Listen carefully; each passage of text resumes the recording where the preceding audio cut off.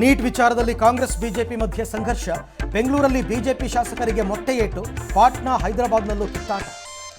CJP ಪ್ರತಿಭಟನೆ ಅಂತ್ಯಕ್ಕೆ ಮಾತುಕತೆಗೆ ಆಹ್ವಾನ.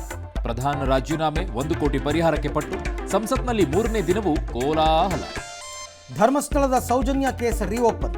ತನಿಖಾ ಮಾದರಿ ಬಗ್ಗೆ ಶೀಘ್ರವೇ ಸುಪ್ರೀಂ ನಿರ್ಧಾರ. 14 ವರ್ಷದ ತನಿಖೆ ವಿಳಂಬ, ಸಿಬಿಐಗೆ ತರಾಟೆ. ಈ ವಾರನೂ ಇಲ್ಲ ಸಿಎಂ ಡಿಕೆ ಶಿವಕುಮಾರ್ ಸಂಪುಟ ವಿಸ್ತರಣೆ. 3 ಡಿಸಿಎಂ ಸ್ಥಾನಕ್ಕೆ ಹೈಕಮಾಂಡ್ ಒಲವಂತೆ. 2 ಮಹಿಳೆಯರಿಗೆ ಮಿನಿಸ್ಟರ್ ಸ್ಥಾನ ಸಾಧ್ಯತೆ ಅಂತಿದ್ದಾರೆ. ಬೆಂಗಳೂರಲ್ಲಿ ಆಪರೇಷನ್ ಫುಟ್ಪಾತ್ಗೆ ಅಡ್ಡಿ, ಆರೋಪಿ ಆಸ್ತಿ ಮುಟ್ಟುಗೋಲು, ರೌಡಿ ಶೀಟ್ಗೆ ಚಿಂತನೆ. ಫುಟ್ಪಾತ್ ಬೈಕ್ ಓಡಿಸಿದ್ರೆ 5,000 ರೂಪಾಯಿ ದಂಡ.